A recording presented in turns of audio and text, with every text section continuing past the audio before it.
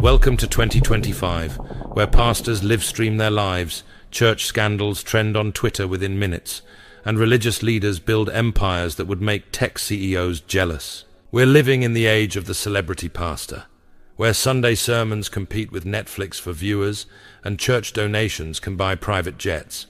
In a culture obsessed with authenticity, we're discovering that not every religious leader practices what they preach.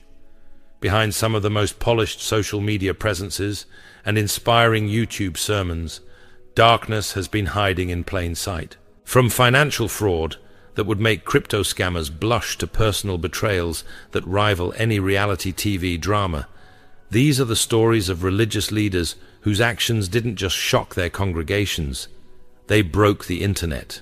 So grab your phone and share this, because these scandals are about to make your timeline a lot more interesting. Number 1. Reverend James Cleveland. James Cleveland was called the King of Gospel for good reason. He started the Gospel Music Workshop of America, which became very important in gospel music. This wasn't just a small church program, it grew into a huge organization that brought gospel singers together from across the country. Cleveland was great at finding talent and helping people develop their musical skills. His workshops became the place where gospel singers went to learn and meet other musicians. But Cleveland kept his personal life very private, maybe too private. People in the gospel world sometimes whispered about him, but nobody really knew what was happening behind closed doors. Cleveland focused on his public image, talking about music and ministry rather than his private life. After Cleveland died, things became messy quickly. Christopher Harris, who Cleveland had taken in as a foster son, came forward with serious accusations. Harris claimed that Cleveland had sexually abused him for several years and even gave him HIV. The whole situation became a legal nightmare that hurt Cleveland's reputation. Harris said Cleveland used his position of power and trust to control him, taking advantage of a young man who looked up to him. The lawsuit brought up uncomfortable questions about Cleveland's personal life. People started talking about his sexuality in ways they never had before. Some people defended him strongly, saying the accusations were lies meant to destroy a good man's reputation. Others weren't so sure, especially when more details came out during the legal case. Cleveland's family and supporters fought back hard, but the damage was done. The case was settled out of court for an amount nobody talks about publicly. That settlement meant we never got to hear all the evidence, so people were left to make up their own minds about what really happened. Number 2. Reverend Clarence LaVaughn Franklin. Reverend Franklin was Aretha Franklin's father and was quite famous himself. He led Detroit's New Bethel Baptist Church and got involved in civil rights work alongside people like Martin Luther King Jr. Franklin was known for his powerful preaching style and his ability to draw huge crowds to his church. But Franklin had serious problems when it came to women.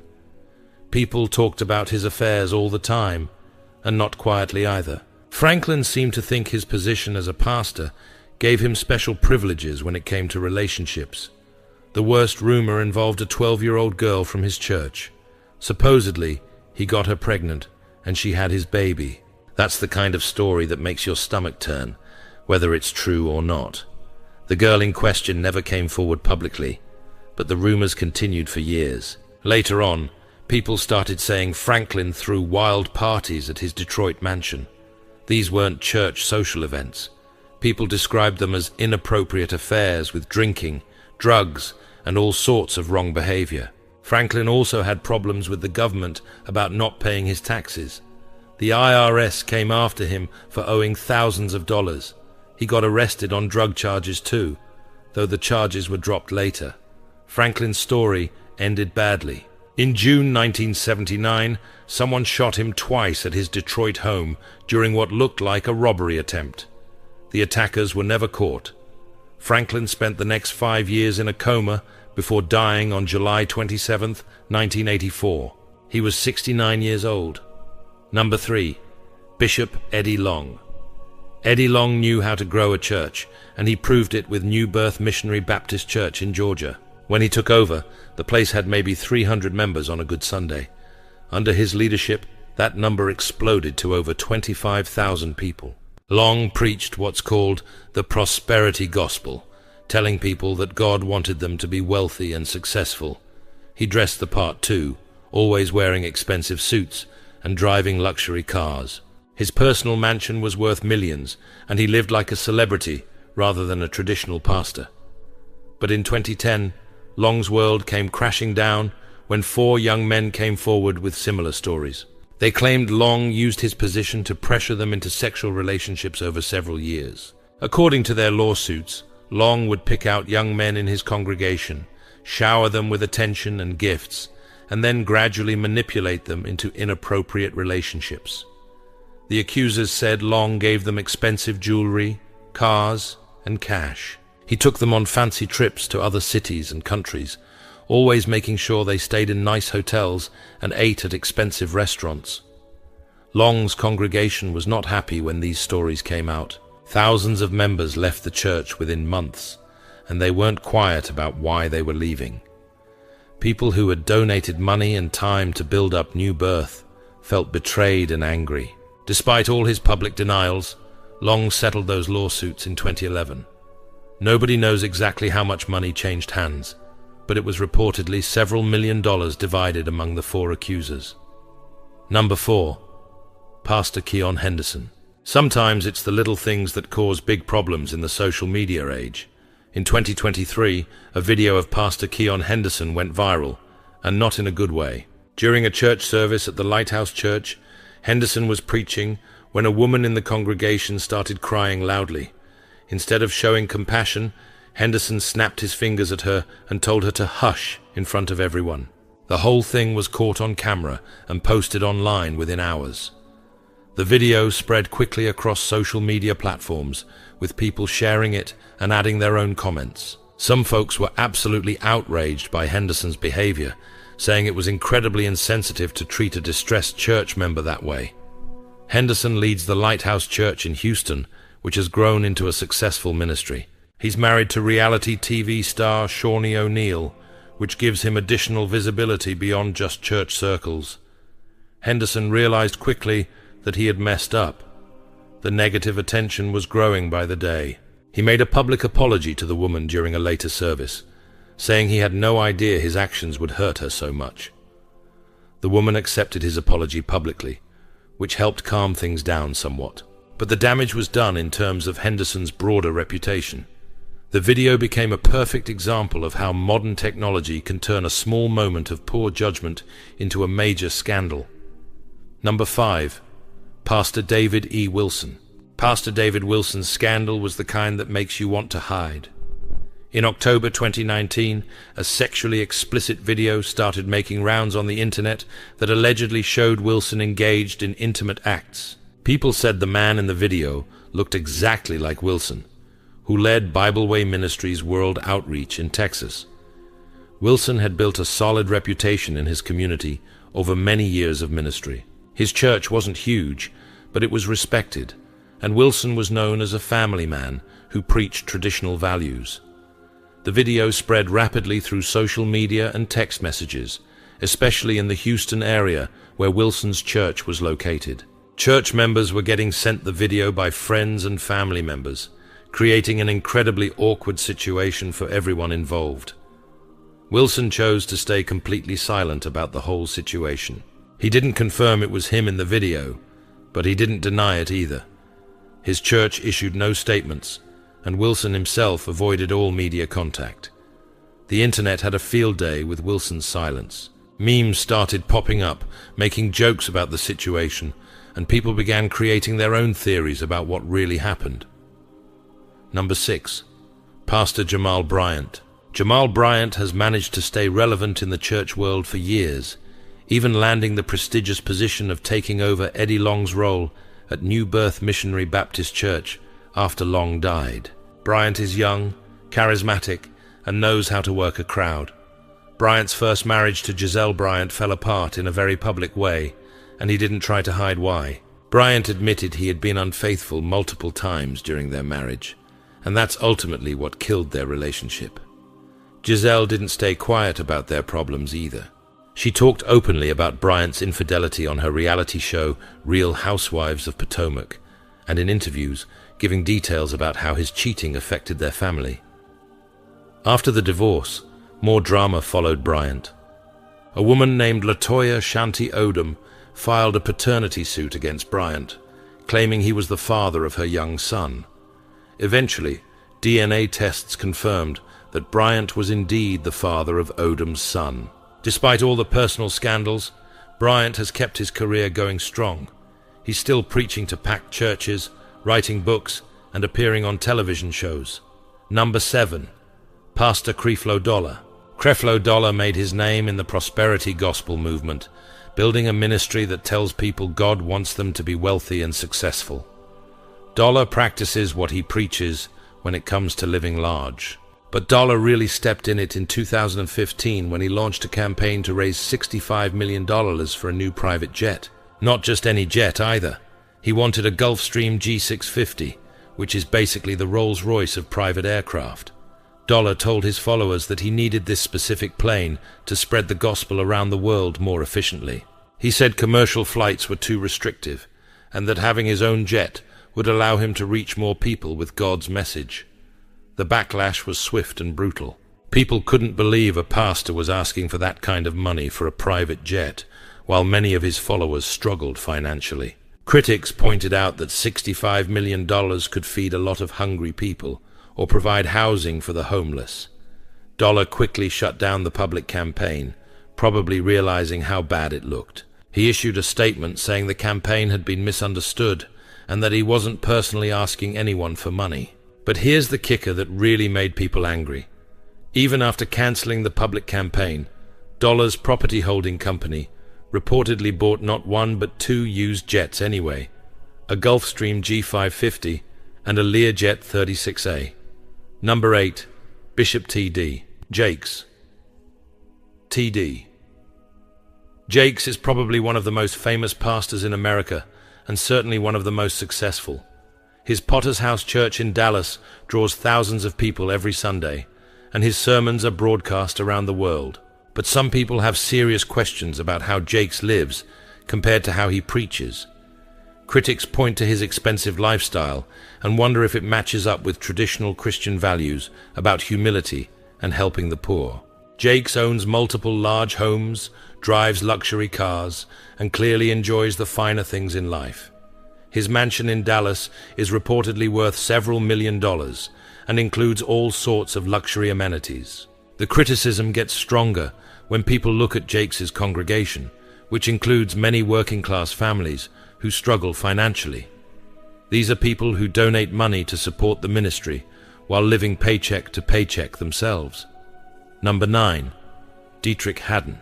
Dietrich Haddon was known for his gospel music long before he became known for his messy personal life.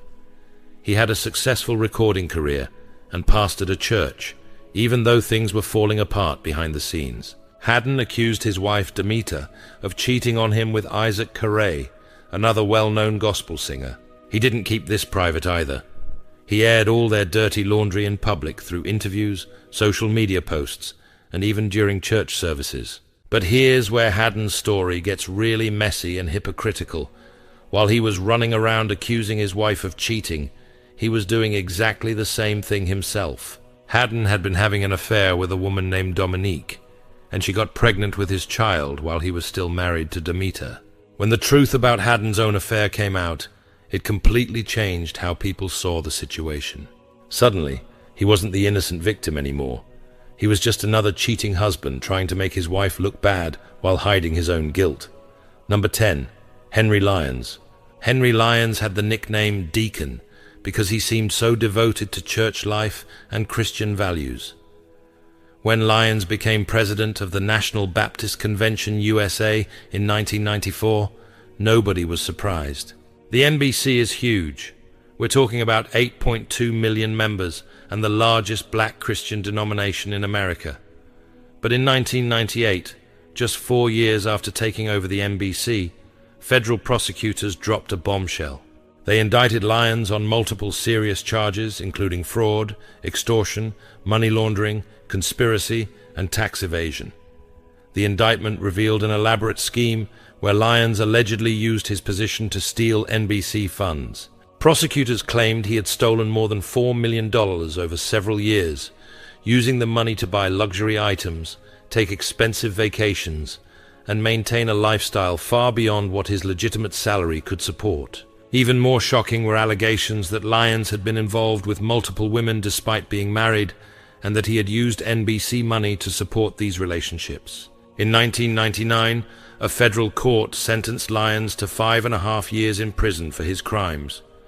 The man who had spent all his time at church ended up spending the next several years behind bars instead. Number 11. Pastor Carlton Pearson. Carlton Pearson used to be one of the most respected preachers in America. He founded Higher Dimensions Evangelistic Center in Tulsa, Oklahoma, and had thousands of loyal followers. Everything seemed perfect until one sermon flipped his whole world upside down. In that message, Pearson boldly declared that nobody, not even non-Christians, was going to hell. He said God's love was too great to condemn people eternally. To some, it sounded beautiful and compassionate. But to church leaders and his fellow pastors, it was nothing short of heresy. By 2004, the Joint College of African American Pentecostal Bishops officially labeled him a heretic. That's when his ministry began to collapse. His church members scattered, his influence faded, and eventually he had to step down. The fall was so dramatic that Netflix even made a movie about him called Come Sunday. Number 12. Pastor John Gray. John Gray led Relentless Church in South Carolina and even appeared on television, quickly becoming a familiar face. But in 2019, that shining image started to crack. Rumors spread that Gray was having affairs, and instead of denying it, he got up in front of his entire church during a live service and admitted to emotional unfaithfulness. He asked his congregation and his wife for forgiveness. To make things even more dramatic, he then surprised his wife with a $200,000 Lamborghini. The video of the gift went viral, but instead of winning him sympathy, it only brought more criticism. People accused him of trying to buy his wife's forgiveness, and even questioned whether he used church money to pay for the car. Number 13. Bishop Daniel Obinim. If you thought scandals couldn't get wilder, meet Bishop Daniel Obinim of Ghana's International God's Way Church. In 2016, he turned discipline into a public spectacle. During a live church service, Obinim dragged out 2 teenagers, accused them of having premarital relations that led to pregnancy, and then flogged them in front of the whole congregation. To make matters worse, the beating was broadcast on television for the entire nation to see. Outrage followed immediately. The Minister of Gender, Children, and Social Protection stepped in and had him arrested. But Obinim's loyal supporters swarmed the police station, demanding his release. Number 14. Pastor Lamore Whitehead. Pastor Lamore Whitehead of Brooklyn's Leaders of Tomorrow International Churches wasn't known for being modest. His wardrobe looked more like a rapper's than a preacher's. Designer suits, flashy jewelry, and watches worth millions. But in July 2022, his flashy lifestyle turned into front-page news when masked gunmen stormed his church mid-service and stole over $1 million in jewelry from him and his wife. The robbery was live-streamed and quickly went viral. Instead of sympathy, the public mostly mocked him. People asked why a pastor was draped in expensive jewelry while preaching about God. Things only got worse in June 2024 when he was convicted of fraud for stealing $90,000 from a follower and spending it on luxury items. He was sentenced to 9 years in prison. Number 15. Pastor Tony Smith. If there's one pastor who doesn't believe in filters, it's Tony Smith of Atlanta-based Tony Smith Ministries.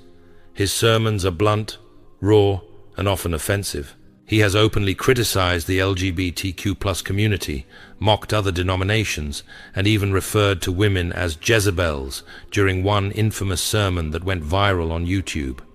Supporters defend him, saying he's simply telling it like it is. But critics argue that his words fuel hate and division. His comments have sparked outrage, online backlash, and even protests outside his church. Smith refuses to back down. To him, God's truth doesn't need to be softened for anyone.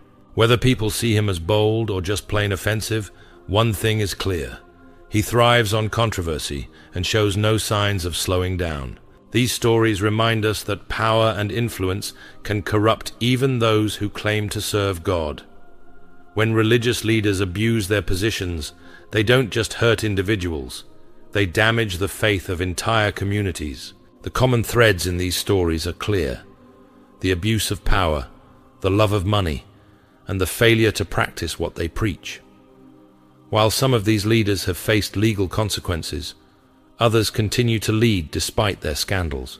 These cases serve as important reminders that followers should always think critically about their leaders and that accountability is essential in any organization, especially those claiming moral authority.